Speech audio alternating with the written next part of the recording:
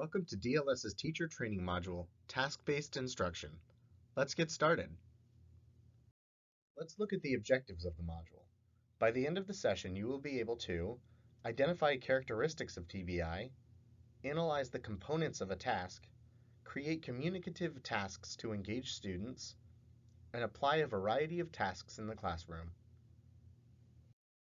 First, let's talk about task-based instruction. Take a few minutes to think about possible answers to the following questions. What is task-based instruction, or TBI? What does TBI focus on, form or meaning? What is a task? How is a task different from an activity? What are some examples of a task? What are some pros and cons of TBI? Let's start with what TBI is. In task-based learning, learners are free to use any kind of language to achieve their outcome. They expand language forms that they have been recently faced with. TBI emphasizes the central role of meaning in language use. Any focus on form is unintentional, and tasks are communicative. New language is confronted during tasks. There is little or no focus on specific language forms. Lessons are mainly student-centered. The instructor does not correct students during a task. Now let's discuss the differences between form and function. In each of these examples, students practice the past tense. Function is when they do so through conversation, whereas when the grammatical structure is explained explicitly, that is form. Task-based instruction focuses on function rather than form. This image represents language in the classroom. We give students grammar and vocabulary neatly packaged. They have the tools they need and know where they are. They can do the activities we give them. Then they go out into the real world and the tools are no longer organized. There may be some missing. They may have to use the screwdriver as a hammer. Just like producing in real life, we need to teach them to forget about what they don't know and use what they have to get the message across, to fix something. In a task, target language is used by the learner for a communicative purpose to achieve an outcome. Tasks focus on the real-world application of language. They also increase the learner's motivation, maximizing learning opportunities.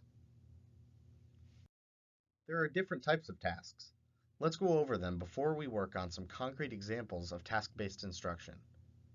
Jigsaw involves learners combining different pieces of information to form a whole. An example might be students writing a brief on the imports and exports of a country for incoming embassy staff. One student can read about imports while the other reads about exports. Information gap tasks are where one student has one set of information and another student has a complementary but different set of information.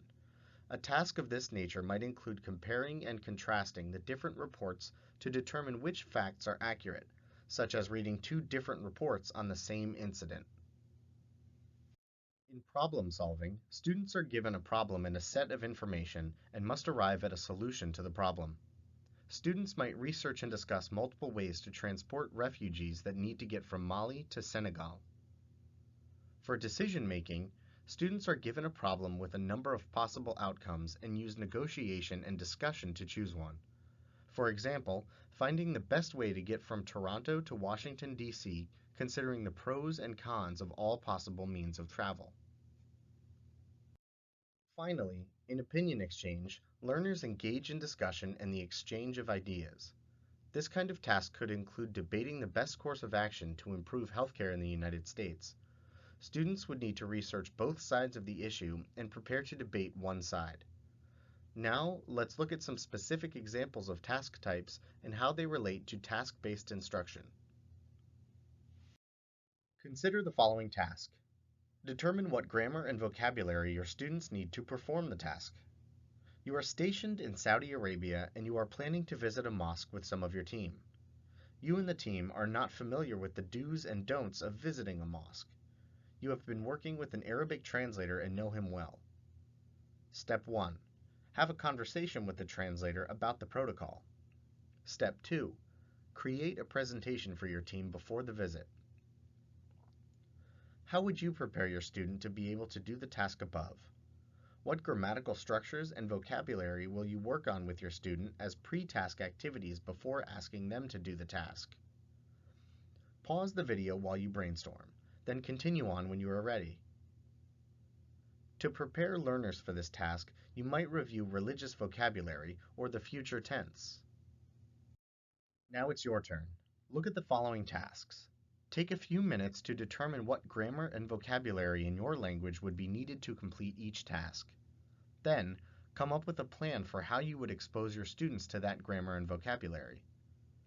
Pause this video while you work on these tasks, and continue when you are ready.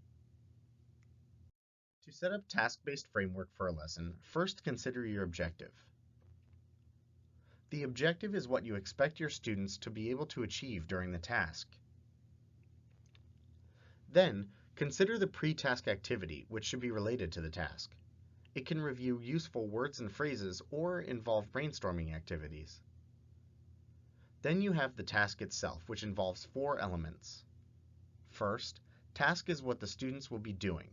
For examples of this, consider the task activities examples from the previous slide. Second, the modeling element provides the student with an example of the type of interaction, language, or product that they will be creating in the task. Then, planning has the student gather the information they will need to complete the task. Finally, reporting involves the student performing the task themselves. The language focus has 2 parts, analysis and practice. Analysis is when the student concentrates on the forms, while practice is when the teacher identifies language activities. Finally, extension activities allow students to gain further practice through independent work. Here is a task-based framework example using a sample task. The objective for this task is that the students describe a place. For a pre-task activity, the learner will brainstorm vocabulary related to describing places. The task cycle is centered around a task where students develop and sell vacation packages to a customer. The modeling has students listen to a conversation between a tour provider and a potential customer and answer comprehension questions. Then, students will plan by deciding on 2 places to build their tour packages. They will prepare to talk about both tours and include weather, geographical features, culture, and activities. Finally, for reporting, they will describe the 2 choices and their partner will ask questions to decide which package they would like to use. The language focus analysis is on error correction for adjective placement and agreement, while the practice has the student completing the activity from a book for homework. The extension activity asks students to write a description for the tour their partner chose. Now it's your turn. Pause the audio and develop your own task using the task cycle. Continue when you are ready to move on. Now, check how your task cycle compares. Pause the audio and come up with pre-task and expansion activities and fill in the language focus for your task. Continue when you are ready. There are some pros and cons to using task-based instruction.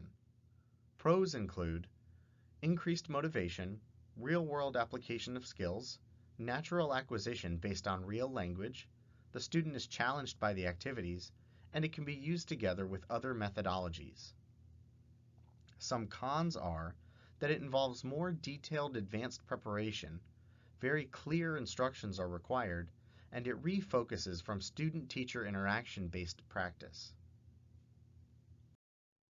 That concludes the module for task-based instruction. If you have any questions, please contact your language training supervisor. Thank you for your active participation.